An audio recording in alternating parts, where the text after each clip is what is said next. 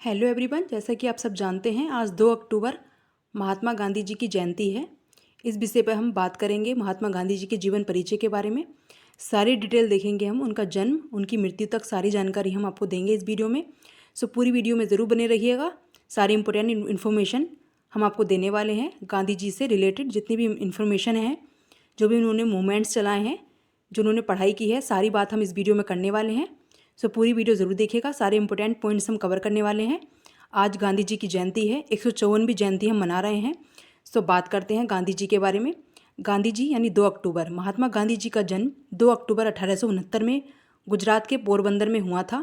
इस वर्ष यानी 2023 को महात्मा गांधी की 154वीं जयंती मना रही हैं। उनकी जयंती पर देश भर में स्कूलों की साथ ही हर छोटी जगह बड़ी जगह पर प्रार्थना सभाएं, कार्यक्रम आदि का आयोजन किया जाता है। हर वर्ष किया जाता है ये, तो आप नोट कर लीजिएगा। काफ़ी सारी चीज़ें पूछी जाती हैं महात्मा गांधी जी से के बारे में। पूरी डिटेल वीडियो है। सारी जितनी भी इंपॉर्टेंट इन्फॉर्मेशन हो सकती है आपके एग्ज़ाम के पॉइंट ऑफ व्यू से और गांधी जी के बारे में जो भी हम बता सकते हैं, सारी जानकारी हम आपको देंगे। सो स्टार्ट करते हैं अपने इंपॉर्टेंट सेशन की शुरुआत करते हैं।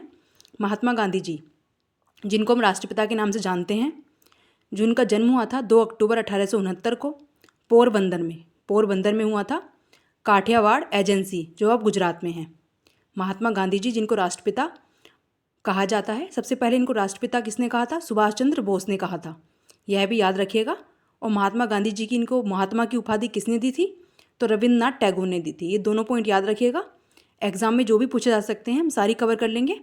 गांधी जी का ऐसा टॉपिक है जो कि हर एक एग्जाम में हिस्ट्री से रिलेटेड पूछा जाता है। नेशनल मूवमेंट्स इन्होंने जितने भी चलाए थे वो सारे हम इस वीडियो में कवर करेंगे। तो अपने इस सेशन की शुरुआत करते हैं इंपॉर्टेंट इन्फॉर्मेशन के साथ में। गांधी जी के जितने भी मूवमेंट्स हैं, जो भी आंदोलन यानी जितने भी इन्होंने पढ़ाई एजुकेशन की है, वो सारे हम कवर करेंगे। तो स्टार्ट करते हैं अपने। बता दिया मैंने आपको 2 अक्टूबर को 1869 में हुआ था इनका जन्म। उनकी मृत्यु हुई थी 30 जनवरी 1948 को दिल्ली में, पोरबंदर काठियावाड़ एजेंसी, जो कि अब गुजरात में है। और मृत्यु 30 जनवरी 1948 को दिल्ली में। दोनों पॉइंट नोट कर लीजिएगा, डेट पूछी जाती है एग्ज़ाम में। 30 जनवरी जरूर याद रखिएगा। 1948 को इनकी डेथ हुई थी। इनकी हत्या कर दी गई थी नाथूराम गोडसे के द्वारा। अब बात करते हैं इनके प्रारंभिक जीवन के बारे में। मोहनदास करमचंद गांधी का जन्म भारत में गुजरात के एक तटीय शहर पोरबंदर में 2 अक्टूबर सन 1869 को हुआ था। मोहनदास करमचंद गांधी इनका पूरा नाम है, याद रखिएगा, पूछा जाता है। 1869 2 अक्टूबर को हुआ था। उनके पिता करमचंद गांधी ब्रिटिश राज के समय काठियावाड़ की एक छोटी सी रियासत पोरबंदर के दीवान थे। यह एक दीवान थे इनके पिताजी। मोहनदास की माता पुतलीबाई परिणामी वैश्य समुदाय से ताल्लुक़ रखती थीं। पुतलीबाई इनकी माता का नाम था और अत्यधिक धार्मिक प्रवृत्ति की थी, जिसका प्रभाव युवा मोहनदास पर पड़ा और इन्हीं मूल्यों ने आगे चलकर उनके जीवन में महत्वपूर्ण भूमिका निभाई। वह नियमित रूप से व्रत रखती थीं, इनकी माता की बात की जा रही है, और परिवार में किसी के बीमार पड़ने पर उसकी सेवा शुश्रूषा में दिन रात एक कर देती थी। इस प्रकार मोहनदास ने स्वाभाविक रूप से अहिंसा, यानी इन्होंने जो चीज़ें सीखी थी, स्वाभाविक रूप से अहिंसा, शाकाहार, आत्मशुद्धि के लिए व्रत और विभिन्न धर्मों और पंथों को मानने वालों के बीच परस्पर सहिष्णुता और को अपनाया। इन्होंने ये अपनी माता से काफ़ी ज़्यादा प्रभावित हुए थे, जो उनकी माता करती थी। सन 1883 में 13.5 साल की उम्र में ही उनका विवाह, यानी इनकी जो शादी हुई थी वो 1883 में हुई थी। 1883 में 13.5 साल के थे उस समय पर ये। उनका विवाह 14 साल की कस्तूरबा से कर दिया गया था। कस्तूरबा गांधी से इनका विवाह हुआ था गांधी जी का। जब मोहनदास 15 वर्ष के थे, 15 वर्ष की बात की जा रही है, तब उनकी पहली संतान ने जन्म लिया, यानी पहली संतान ने जन्म लिया था 1883 में ही। 13.5 साल की उम्र में इनका विवाह कर दिया गया था 14 साल की कस्तूरबा गांधी जी से। कस्तूरबा गांधी 14 साल की थी और गांधी जी 13.5 वर्ष के। दोनों चीज़ याद रखिएगा, डेट भी पूछी जाती हैं। मोहनदास करमचंद गांधी इनका पूरा नाम था। माता का नाम पुतलीबाई था, पिता का नाम करमचंद गांधी था। सारी चीज़ें याद रखिएगा। वो दीवान थे पोरबंदर में। जब मोहनदास 15 वर्ष के थे तब इनकी पहली संतान ने जन्म लिया, लेकिन वह केवल कुछ दिन ही जीवित रही। पहली संतान की इनकी यानी मृत्यु हो गई थी पहले ही, तो कुछ ही दिन जीवित रही थी वे। उनके पिता करमचंद गांधी भी इसी साल 1885 में चल बसे और इनके पिता की मृत्यु भी 1885 में हो गई थी। 1885 में इनके पिता करमचंद गांधी की मृत्यु हो गई, यानी वो भी चल बसे। बाद में मोहनदास करमचंद गांधी इनके पिता थे। डेट सब के नाम याद रखिएगा, कन्फ्यूज़ मत होइएगा। बाद में मोहनदास और कस्तूरबा के 4 संतान हुई। बाद में इनके 4 संतान हुई। हरिलाल गांधी का जन्म हुआ था 1888 में। जब इनके पिता चल बसे थे 1885 में, उनके 3 साल बाद हरिलाल गांधी 1888 में सबसे बड़े पुत्र थे इनके ये। मणिलाल गांधी 1892 में जन्म हुआ। रामदास गांधी का 1897 में जन्म हुआ और देवदास गांधी का 1900 में जन्म हुआ। सब याद रखिएगा, रामदास गांधी 1897 और देवदास गांधी 1900 में। ये सबसे छोटे थे देवदास गांधी। 1900 में इनका जन्म हुआ था। उनकी मिडिल स्कूल की शिक्षा पोरबंदर में और हाई स्कूल की शिक्षा राजकोट में हुई। राजकोट जो कि गुजरात में है। शैक्षणिक स्तर पर मोहनदास एक औसत छात्री रहे। मोहनदास एक औसत यानी एवरेज छात्र रहे। शैक्षणिक स्तर पर बात की जाए तो यानी एजुकेशन के क्षेत्र में ये एक औसत थे यानी एवरेज थे। ना ही इनकी शिक्षा ज़्यादा उच्च कोटि की थी और ना ही निम्न कोटि की, यानी औसत एक एवरेज छात्र रहे अपने एजुकेशन के क्षेत्र में। अब आगे बात करते हैं सन 1887 में। 1887 में उन्होंने मैट्रिक की परीक्षा अहमदाबाद से उत्तीर्ण की। 1887 में शैक्षणिक स्तर की बात की जा रही है। अब इनके एजुकेशन के क्षेत्र में पढ़ेंगे क्या क्या इन्होंने पढ़ाई की थी, सारी चीज़ें जानकारी हम देंगे। उससे पहले हमारे चैनल को सब्सक्राइब ज़रूर कर लीजिएगा और बेल आइकन को प्रेस कर दीजिएगा। सन 1887 में उन्होंने मैट्रिक की परीक्षा अहमदाबाद से, यानी गुजरात में ही अहमदाबाद है, वहाँ से उत्तीर्ण की। इसके बाद मोहनदास ने भावनगर के सामलदास कॉलेज में दाखिला लिया। भावनगर के सामलदास कॉलेज में इन्होंने दाखिला लिया था, पर खराब स्वास्थ्य और गृह वियोग के कारण वह अप्रसन्न रहे और कॉलेज छोड़कर पोरबंदर वापस चले गए। यानी वापस चले गए, इन्होंने पढ़ाई नहीं की वहाँ पर पूरी कंप्लीट। अप्रसन्न रहे किस कारण से? स्वास्थ्य, अपने हेल्थ के वजह से और अपने घर के वियोग के वजह से। घर में जो चीज़ें हुई थी उनके वियोग के कारण ये वहाँ से अप्रसन्न होकर पोरबंदर वापस चले गए। अब आगे बात करते हैं इनके विदेश में शिक्षा और वकालत के बारे में। ये इंपॉर्टेंट पॉइंट्स हैं, ज़रूर नोट कर लीजिएगा मोहनदास जी के बारे में। मोहनदास अपने परिवार में सबसे ज़्यादा पढ़े लिखे थे। लगे अपने परिवार की बात की जाए, वैसे इनको एवरेज छात्र कहा गया, लेकिन विदेश में इन्होंने शिक्षा भी ली थी, वकालत भी की थी। सारी चीज़ें पढ़ेंगे, इंपॉर्टेंट पॉइंट्स हैं ये। इन्होंने क्या किया था, कैसे वकालत की, बहुत सारे केस यहाँ पर इन्होंने जीते थे जिनके बारे में हम देखेंगे यहाँ पे। स्टार्ट करते हैं। मोहनदास अपने परिवार में सबसे ज़्यादा पढ़े लिखे थे, यानी अपने पूरे फैमिली में अगर कहा जाए कौन पढ़े लिखे थे महात्मा गांधी जी की परिवार में, तो वह मोहनदास ही थे। इसलिए उनके परिवार वाले ऐसा मानते थे कि वह अपने पिता और चाचा का उत्तराधिकारी यानी दीवान बन सकते थे। इनके पिता जो कि दीवान थे, इन्होंने सबने सोचा था कि मोहनदास जी हैं ये इकलौते इंसान हैं जो कि हमारे उत्तराधिकारी बनेंगे। उनके एक पारिवारिक मित्र मामजी दवे ने ऐसी सलाह दी कि एक बार मोहनदास लंदन से बैरिस्टर बन जाएं तो उनको आसानी से दीवान की पदवी मिल सकती है। यानी वो बैरिस्टर बन जाएं तो उनको पदवी मिल सकती है इसकी। उनकी माता पुतलीबाई और परिवार के अन्य सदस्यों ने उनके विदेश जाने के विचार का विरोध किया। जो इनकी माता थी पुतलीबाई, उन्होंने इस चीज़ का विरोध किया उनको विदेश जाने का, पर मोहनदास के आश्वासन पर राज़ी हो गए। मोहनदास ने आश्वासन दिया जिसके कारण वो राज़ी हो गए उनको विदेश भेजने के लिए। अपनी माता से उन्होंने इस चीज़ का आग्रह किया था जाने के लिए। वर्ष 1888 में मोहनदास यूनिवर्सिटी कॉलेज लंदन में कानून की पढ़ाई करने और बैरिस्टर बनने के लिए इंग्लैंड चले गए। बाद में ये इंग्लैंड चले गए। अपनी माँ को दिए गए वचन के अनुसार ही उन्होंने लंदन में अपना वक्त गुजारा, अपनी माँ के वचन के अनुसार। वहाँ उन्हें शाकाहारी खाने से संबंधित बहुत कठिनाई हुई, यानी शाकाहारी भोजन करते थे वो, तो उस चीज़ से लेकर वो लंदन जब चले गए, वहाँ पर उन्होंने वक्त गुजारा अपनी माँ के वचन के अनुसार, तो शाकाहारी भोजन से संबंधित उन्होंने बहुत सारी कठिनाइयाँ झेली और शुरुआती दिनों में कई बार भूखे ही रहना पड़ता था। धीरे धीरे उन्होंने शाकाहारी भोजन वाले रेस्टोरेंट्स के बारे में पता लगा लिया। इसके बाद उन्होंने वेजिटेरियन सोसाइटी की सदस्यता भी ग्रहण कर ली, यानी वेजिटेरियन सोसाइटी की उन्होंने सदस्यता ग्रहण की। इस सोसाइटी के कुछ सदस्य थियोसॉफिकल सोसाइटी के सदस्य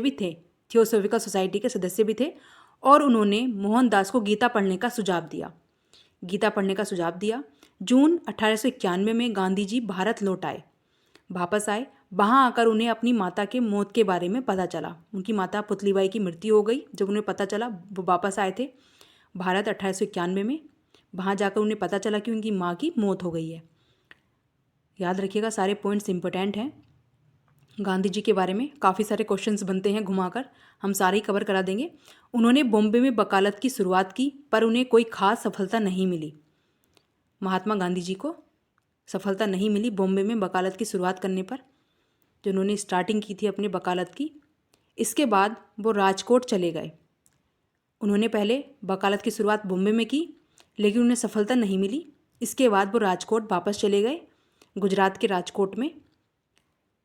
सभी पॉइंट इंपॉर्टेंट हैं, सभी नोट कर लीजिएगा और सब्सक्राइब ज़रूर कर लीजिएगा हमारे चैनल को, और बेल आइकन को प्रेस जरूर कर दीजिएगा। इसके बाद वो राजकोट चले गए, जहां उन्होंने ज़रूरतमंदों के लिए मुकदमे की अर्जियां लिखने का कार्य शुरू किया। जो ज़रूरतमंद होते थे उनकी अर्जियां लिखते थे वो जाकर, परंतु कुछ समय बाद उन्हें यह काम भी छोड़ना पड़ा। आखिरकार सन 1893 में एक भारतीय फर्म से नेटल दक्षिण अफ्रीका में 1 वर्ष के करार पर वकालत का कार्य स्वीकार कर लिया। दक्षिण अफ्रीका में उनको काम मिला 1893 में।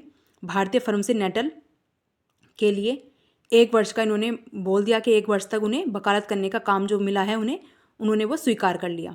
अब बात करेंगे इनके दक्षिण अफ्रीका में इन्होंने जो कार्य किए उसके बारे में देखेंगे। गांधी जी जब दक्षिण अफ्रीका गए तो उन्होंने क्या क्या किया। 1893 से 1914 तक का पूरा वर्णन है ये साउथ अफ्रीका में जो उन्होंने किया था कार्य, उसके बारे में हम देखेंगे। गांधी जी की उम्र से लेकर सारी चीज़ें पढ़ेंगे हम। उन्होंने कौन सा केस लड़ा था जो उनको दिया गया था 1893 से 1914। डेट याद रखिएगा, पूछा जाता है दक्षिण अफ्रीका में उन्होंने कब तक केस लड़ा, कब तक रहे थे वो, तो 1893 से 1914 तक। बात करते हैं, स्टार्ट करते हैं ये टॉपिक भी। गांधी जी 24 साल की उम्र में दक्षिण अफ्रीका पहुँचे। इस समय पर इनकी उम्र 24 साल हो गई थी, 24 ईयर्स इनकी एज हो गई थी जब ये दक्षिण अफ्रीका पहुँचे थे। दक्षिण अफ्रीका में पहुंचकर वह प्रिटोरिया स्थित कुछ भारतीय व्यापारियों के न्यायिक सलाहकार के तौर पर वहां गए थे। प्रिटोरिया के में जो कुछ व्यापारिक लोग थे उनके न्यायिक सलाहकार के रूप में वहां पहुंचे थे ये महात्मा गांधी जी। उन्होंने अपने जीवन के 21 साल दक्षिण अफ्रीका में बिताए। अपने जीवन का बहुत लंबे एक बड़ा समय 21 साल उन्होंने वहाँ पर बिताया था दक्षिण अफ्रीका में। उनके राजनीतिक विचार और नेतृत्व कौशल का विकास हुआ कहाँ पर जाके, दक्षिण अफ्रीका में जाकर। 21 साल एक काफ़ी लंबा समय बिताया था इन्होंने, तो यह पॉइंट ज़रूर याद रखिएगा। कितने वर्ष बिताए थे दक्षिण अफ्रीका में? 21 साल। दक्षिण अफ्रीका में उनको गंभीर नस्ली भेदभाव का सामना करना पड़ा, यानी भेदभाव किया जाता था वहाँ पर, नस्ली भेदभाव, ब्लैक एंड वाइट, बहुत सारी चीज़ें हुई थी दक्षिण अफ्रीका में। एक बार बात बताते हैं गांधी जी के बारे में, क्या हुआ था इनके साथ में। एक भेदभाव की वजह से उनको गंभीर नस्ली भेदभाव का सामना करना पड़ा दक्षिण अफ्रीका में। एक बार ट्रेन में प्रथम श्रेणी कोच की वैध टिकट होने के बाद तीसरी श्रेणी के डिब्बे में जाने से इनकार करने के कारण उन्हें ट्रेन से बाहर फेंक दिया गया था। इनके पास ट्रेन थी, प्रथम श्रेणी के टिकट था इनके पास में, लेकिन इनको नस्ली भेदभाव के कारण इनको तीसरी श्रेणी में जाने के लिए विवश किया गया। जब इन्होंने मना किया तो इनको ट्रेन से ही बाहर फेंक दिया गया था, बाहर उतार दिया गया था इनको। ये पॉइंट काफ़ी बार पूछा गया है, इनको किस कारण से दक्षिण अफ्रीका में ट्रेन से नीचे उतार दिया गया था। टिकट था इनके पास में प्रथम श्रेणी का, लेकिन इनको तीसरी श्रेणी के लिए विवश किया जा रहा था नस्ली भेदभाव के कारण। काफ़ी बड़ा टॉपिक था ये उस समय का। ये सारी घटनाएं उनके जीवन में महत्वपूर्ण मोड़ बन गई और मौजूदा सामाजिक और राजनीतिक अन्याय के प्रति जागरूकता का कारण बन गई। अब इन सब चीज़ों को देखकर गांधी जी को काफ़ी सारी चीज़ें देखने लगी। दक्षिण अफ्रीका में भारतीयों पर हो रहे अन्याय को देखते हुए उनके मन में ब्रिटिश साम्राज्य के अंतर्गत भारतीयों के सम्मान तथा स्वयं अपनी पहचान से संबंधित प्रश्न उठने लगे। दक्षिण अफ्रीका में गांधी जी ने भारतीयों को अपने राजनीतिक और सामाजिक अधिकारों के लिए संघर्ष करने के लिए प्रेरित किया। उन्होंने भारतीयों को नागरिकता संबंधित मुद्दे को भी दक्षिण अफ्रीकी सरकार के सामने उठाया, यानी जो नागरिकता में हमें मिले हुए हैं बहुत सारे रूल्स रेगुलेशन, उनके बारे में बताया। सन 1906 के जुलू युद्ध में भारतीयों को भर्ती करने के लिए ब्रिटिश अधिकारियों को सक्रिय रूप से प्रेरित किया। गांधी के अनुसार अपनी नागरिकता के दावों को कानूनी जामा पहनाने के लिए ब्रिटिश यानी भारतीयों को ब्रिटिश युद्ध प्रयासों में सहयोग देना चाहिए।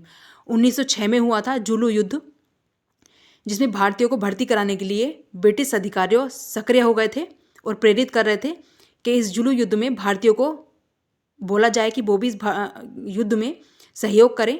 गांधी जी ने अपनी नागरिकता के दावों को जमा पहनाने के लिए ब्रिटिश के युद्ध में प्रयासों को सहयोग देना चाहेंगे, ये बोला। अब बात करेंगे भारतीय स्वतंत्रता संग्राम का संघर्ष 1916 से 1945 तक। जब भारत आ गए थे महात्मा गांधी, तब की बात की जा रही है।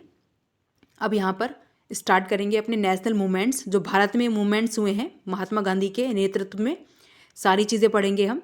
ये नोट ज़रूर कर लीजिएगा, इससे तो अधिकतर टॉपिक पूछा जाता है। हिस्ट्री का एक मोस्ट इंपॉर्टेंट टॉपिक है इंडियन नेशनल मूवमेंट, जो भी संग्राम हुए हैं 1916 से 1945 तक, सारे देखेंगे। नोट करते चलिएगा डेट वाइज, सारी चीज़ें इम्पोर्टेंट हो जाता है ये टॉपिक। चलते हैं अपने, स्टार्ट करते हैं। वर्ष 1915, यहाँ पे थोड़ा डेट सही कर लीजिएगा, 1915 हो जाएगा, में गांधी दक्षिण अफ्रीका से भारत वापस लौट आए। 1915 में आए थे ये, 9 जनवरी को। इस समय तक गांधी एक राष्ट्रवादी नेता और संयोजक के रूप में प्रतिष्ठित हो चुके थे। एक राष्ट्रवादी नेता और संयोजक के रूप में ये प्रतिष्ठित हो चुके थे। दक्षिण अफ्रीका के वकालत के पश्चात वह उदारवादी कांग्रेस नेता गोपाल कृष्ण गोखले के कहने पर भारत आए थे और शुरुआती दौर में गांधी जी के विचार बहुत हद तक गोखले के विचारों से प्रभावित थे। प्रारंभ में गांधी जी ने देश के विभिन्न भागों का दौरा किया और राजनीतिक, आर्थिक और सामाजिक मुद्दों को समझने की कोशिश की। अब सबसे पहले इन्होंने जो आंदोलन किया था चंपारण में, उसकी बात करेंगे। चंपारण और खेड़ा सत्याग्रह, ये 2 महत्वपूर्ण टॉपिक हैं, 2 महत्वपूर्ण आंदोलन हैं महात्मा गांधी के द्वारा जो चलाए गए थे। बिहार के चंपारण और गुजरात के खेड़ा में हुए आंदोलन ने गांधी को भारत में पहली राजनीतिक सफलता दिलाई। चंपारण में ब्रिटिश जमींदार किसानों को खाद्य फसलों की बजाय नील की खेती करने के लिए मजबूर करते थे और सस्ते मूल्य पर फसल खरीदते थे, जिससे किसानों की स्थिति बदतर होती जा रही थी। नील की खेती के लिए विवश किया था किसानों को बिहार के चंपारण में। इस कारण वे अत्यधिक गरीबी से घिर गए थे। कौन? जो बिहार के किसान थे चंपारण में, वहाँ पर नील का विद्रोह किया गया था। गांधी जी ने इसका नेतृत्व किया था। 1916 की बात की जा रही है। उसके पश्चात बात याद रखिएगा इसे। एक विनाशकारी अकाल के बाद अंग्रेजी सरकार ने दमनकारी कर लगा दिए, जिनका बोझ दिन प्रतिदिन बढ़ता ही गया। अकाल पड़ चुका था, खेती नहीं हुई, उसके पश्चात भी लोगों से बोला गया कि वो कर देंगे, लगान देंगे, जिसके बोझ से लोग प्रतिदिन वहाँ पर दब गए। उस बोझ के कारण, उस कर के कारण कुल मिलाकर स्थिति बहुत निराशाजनक थी। गांधी जी ने जमींदारों के खिलाफ विरोध प्रदर्शन और हड़तालों का नेतृत्व किया, जिसके बाद गरीब और किसानों की मांगों को माना गया। सन 1918 में गुजरात स्थित खेड़ा बाढ़ और सूखे की चपेट में आ गया था। अब बात कर रहे हैं खेड़ा के बारे में, जो कि गुजरात में है, जिसके कारण किसान और गरीबों की स्थिति बदतर हो गई। खेड़ा में भी ये हुआ कि वहाँ पर सूखा और बाढ़ आ गई और लोग कर माफ़ी की मांग करने लगे। उन्होंने बोला कि हमें हमारी कर की माफ़ी कर दें, ये माफ़ कर दें। खेड़ा में गांधी जी के मार्गदर्शन में सरदार पटेल ने अंग्रेजों के साथ इस समस्या पर विचार विमर्श करने के लिए किसानों का नेतृत्व किया। इसके बाद अंग्रेजों ने राजस्व संग्रहण से मुक्ति देकर सभी कैदियों को रिहा कर दिया। इसके बाद में किसानों की, सरदार पटेल और महात्मा गांधी के कारण लोगों को इससे रिहा कर दिया। इस प्रकार चंपारण और खेड़ा के बाद गांधी की ख्याति देश भर में फैल गई और वह स्वतंत्रता आंदोलन के एक महत्वपूर्ण नेता बनकर उभरे। इन दोनों आंदोलन के पश्चात काफ़ी बड़ा मुद्दा बन गया। गांधी जी एक बड़े नेता के ऊपर उभर कर आ गए। अब बात करेंगे खिलाफत आंदोलन के बारे में। कांग्रेस के अंदर और मुस्लिमों के बीच अपनी लोकप्रियता बढ़ाने का मौका गांधी जी को खिलाफत आंदोलन के जरिए मिला। खिलाफत एक विश्वव्यापी आंदोलन था, जिसके द्वारा खलीफा के गिरते प्रभुत्व का विरोध सारी दुनिया के मुसलमानों द्वारा किया जा रहा था। प्रथम विश्व युद्ध में पराजित होने के बाद ओटोमन साम्राज्य विखंडित कर दिया गया। ओटोमन साम्राज्य को विखंडित कर दिया गया था, जिसके कारण मुसलमानों को अपने धर्म और धार्मिक स्थलों की सुरक्षा के लेकर चिंता बनी हुई थी। भारत में खिलाफत का नेतृत्व all India Muslim league Congress द्वारा किया जा रहा था। धीरे धीरे गांधी इसके मुख्य प्रवक्ता बन गए। भारतीय मुसलमानों के एक साथ एकजुटता व्यक्त करने के लिए उन्होंने अंग्रेजों द्वारा दिए सम्मान और मेडल वापस कर दिए। इसके बाद गांधी न सिर्फ कांग्रेस बल्कि देश के एकमात्र ऐसे नेता बन गए जिसका प्रभाव पूरे भारत में या पूरे विश्व में फैल चुका था। गांधी जी की हत्या कैसे हुई, बात करेंगे गांधी जी की हत्या के बारे में। उनकी डेथ कैसे हुई, किसने क्या किया, सारी चीज़ें कवर करेंगे। लास्ट है ये टॉपिक हमारा। ज़्यादा लॉन्ग वीडियो नहीं थी, सारी चीज़ें हमने कवर कर ली गांधी जी के बारे में, मोस्ट इंपोर्टेंट टॉपिक्स। आगे हम एक टॉपिक वाइज वीडियो भी लेकर आएंगे क्वेश्चन आंसर्स की। आप ज़रूर हमारे चैनल को सब्सक्राइब कर लीजिएगा। एक छोटी सी वीडियो में हम इनके बारे में जितने भी इन्होंने मूवमेंट्स चलाए हैं सारे हम आपको करा देंगे उस टॉपिक में। तो क्वेश्चन आंसर वगैरह देखने के लिए, करंट अफेयर्स की वीडियो देखने के लिए हमारे चैनल को सब्सक्राइब जरूर करिएगा। इंपॉर्टेंट टॉपिक हम डेली कराते हैं। एक छोटी सी वीडियो में हम करंट अफेयर्स के सारे क्वेश्चन कवर कराते हैं और साथ ही साथ जितने भी जीएस जीके के क्वेश्चन है वो भी हम कवर कराते हैं। तो स्टार्ट करते हैं गांधी जी की हत्या के बारे में। 30 जनवरी 1948 को राष्ट्रपिता महात्मा गांधी जी के दिल्ली के बिरला हाउस में शाम 5:17 पर हत्या कर दी गई। 5:17 पर इनकी हत्या कर दी गई बिरला हाउस में, जो कि दिल्ली में स्थित है। 30 जनवरी 1948 को याद रखिएगा, 30 जनवरी 1948 को इनकी हत्या कर दी गई 5:17 पर बिरला हाउस दिल्ली में। गांधी जी एक प्रार्थना सभा को संबोधित करने जा रहे थे जब उनके हत्यारे नाथूराम गोडसे ने उनके सीने में 3 गोलियां दाग दी। 3 गोलियां मारी थी नाथूराम गोडसे ने। ऐसा माना जाता है कि हे राम उनके मुख से निकले अंतिम शब्द थे। हे राम बोला था उन्होंने अंतिम बार। नाथूराम गोडसे और उसके सहयोगी पर मुकदमा चलाया गया और 1949 में उन्हें मौत की सज़ा सुनाई गई। किसको? नाथूराम गोडसे को, जिन्होंने महात्मा गांधी जी को गोलियां मारी थी। नोट कर लीजिएगा, काफ़ी बड़ा टॉपिक हमने कवर कराया। आगे देखते हैं इसके बारे में, पूरी चीज़ें कवर कर लीजिएगा, नोट कर लीजिएगा। डेट वाइज हमने सारी चीज़ें कवर कराई हैं। 1949 में इनको मौत की सज़ा दी गई। हमने इस वीडियो में मोस्ट इम्पोर्टेंट महात्मा गांधी से रिलेटेड आपको जीवन परिचय करा दिया है उनका। आई होप आपको हमारी वीडियो, हमारी मेहनत पसंद आई है। इसी तरह की इंपॉर्टेंट वीडियो के लिए हमारे चैनल को सब्सक्राइब जरूर करें। धन्यवाद।